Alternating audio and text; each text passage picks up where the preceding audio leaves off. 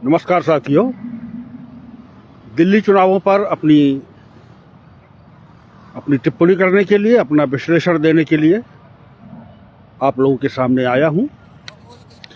दिल्ली चुनाव, इसके बारे में सबसे पहले तो हमें ये समझ लेना चाहिए कि ये कतई कोई बड़ा चुनाव नहीं था, कोई अहमियत इसकी ज़्यादा नहीं थी, इसलिए इसके नतीजे से बहुत ज़्यादा कोई फर्क पड़ने वाला नहीं है।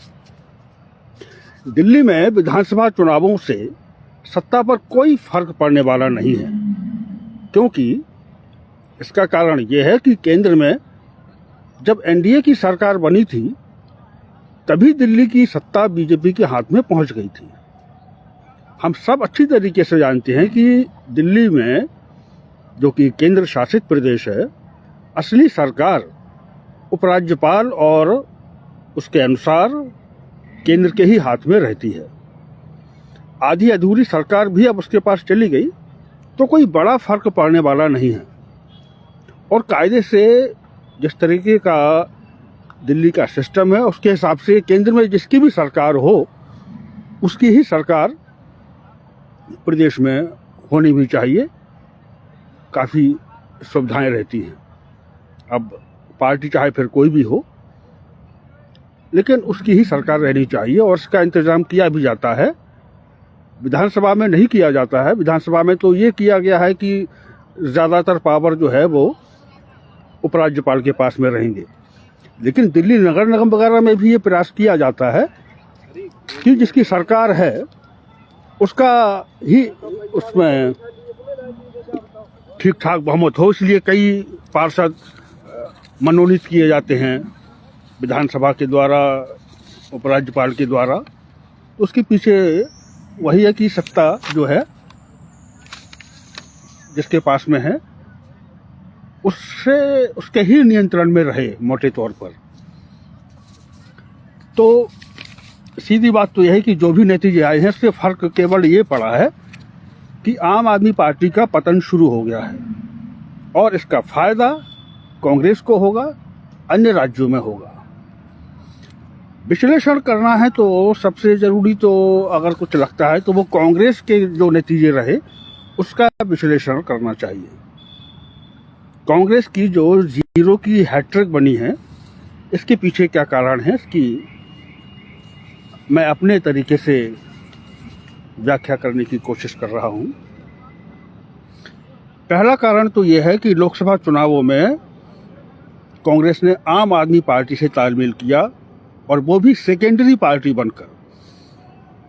जबकि हम सब जानते हैं कि लोकसभा चुनाव और विधानसभा चुनाव दिल्ली में दोनों का वोटिंग पैटर्न अलग होता है। 2019 में कांग्रेस 5 लोकसभा सीटों पर नंबर 2 पर थी। जी हाँ, यही जो जीरो की हैट्रिक बनाती है विधानसभा में, उसके 2019 में 5 सीटों पर वो नंबर 2 पर थी। आम आदमी पार्टी केवल 2 सीटों पर थी। तो कांग्रेस को तालमेल करना भी था अगर, तो अपनी जो लोकसभा चुनाव की उसकी पिछली हैसियत थी उसके आधार पर करना चाहिए था। वो नहीं किया, इसका नुकसान हुआ। वैसे कांग्रेस अलग से लड़ी होती तो मेरा अनुमान है कि 2 सीटें या कम से कम 1 लोकसभा सीट कांग्रेस को मिलती, और उससे फायदा ये होता कि विधानसभा चुनावों में उसको जिस तरीके से नेग्लेक्ट किया मतदाताओं ने, वो नहीं करते। इसका विधानसभा चुनावों में उसकी मजबूत उपस्थिति बनती। कांग्रेस ने वो मौका गंवा दिया। दूसरा कारण, राहुल गांधी अरविंद केजरीवाल से बहुत ज़्यादा प्रभावित रहे हैं। मेरा मानना है कि राहुल गांधी ये मान के चलते थे, ये मानकर चल रहे थे कि जीतना तो आम आदमी पार्टी को है ही। इसका नुकसान ये हुआ कि उनकी रणनीति इस तरीके से रही कि भाई आम आदमी पार्टी से संबंध क्यों खराब किए जाएं, इंडिया गठबंधन का नेतृत्व तो अपने पास में रखना है, तो एक और अपना विरोधी क्यों बढ़ा लिया जाए।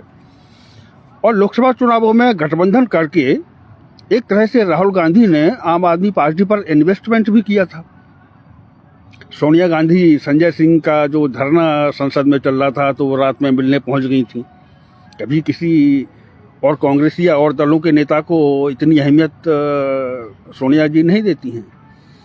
सुनीता केजरीवाल को मंच पर बैठाला अपने बगल में और एक तरीके से उस रैली में मुख्य अतिथि वो बन गई थी। तो कांग्रेस ने इन्वेस्टमेंट किया था, अब वो एकदम से उस सब को खराब कैसे कर ले। तीसरा कारण जो रहा है कि दिल्ली कांग्रेस ने जो विधानसभा चुनावों के पहले प्रदेश अध्यक्ष देवेंद्र यादव ने जो न्याय यात्रा निकाली थी, उसमें राहुल गांधी और प्रियंका गांधी शामिल हुए ही नहीं। उसका जो समापन समारोह था उसके लिए बाद में इसमें 2-3 बार उसका प्रोग्राम आगे बढ़ाया भी गया कि शायद ये शामिल हो जाएं, लेकिन नहीं हुए। तो उससे जो प्रदेश के नेता थे उनकी इमेज पर असर पड़ा और चुनाव प्रचार में भी राहुल गांधी काफ़ी देर से एक्टिव हुए। बाद में थोड़े बहुत आक्रामक बयान देने की औपचारिकता की, लेकिन तब तक बहुत देर हो गई थी। और प्रियंका गांधी तो बिल्कुल अंत में और एकदम नाम मात्र के लिए ही शामिल हुई। और ये सब जो है ये वोटों को सीट में बदलने के लिए इतना काफ़ी नहीं है। ऐसा सैंक्शन कांग्रेस का नहीं है कि आपने बाद में सिर्फ 2-4 दिन रैली कर ली या एक आध भाषण दे दिए तो आपका फर्क पड़ जाए।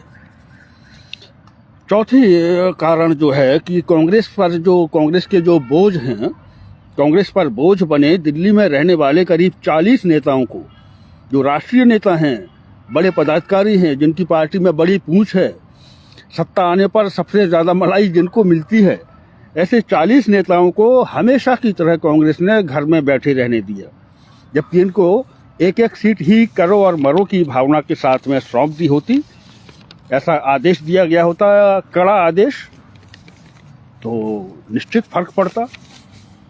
और कायदे से तो ये था कि 1-2 साल पहले से ही ये काम करना चाहिए था, और पहले किया होता तो निश्चित जो केजरीवाल का ग्राफ गिरा है इसका कुछ फायदा कांग्रेस को मिलता।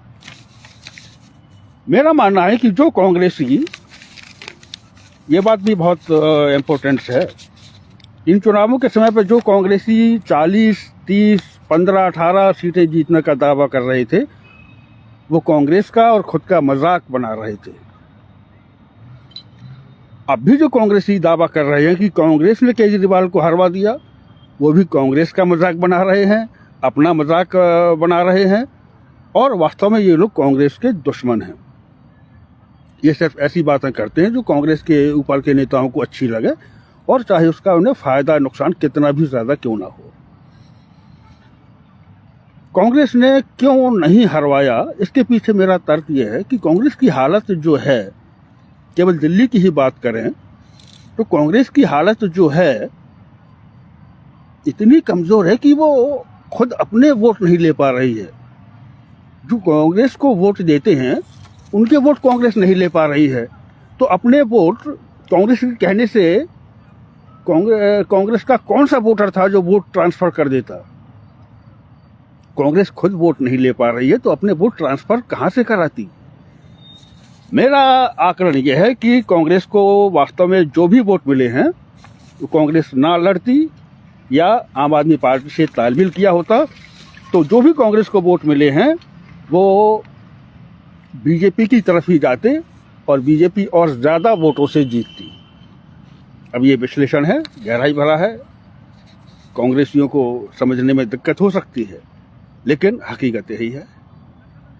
तो फिलहाल मेरी टिप्पणी यही है, आगे किसी और मुद्दे पर फिर मिलेंगे। धन्यवाद।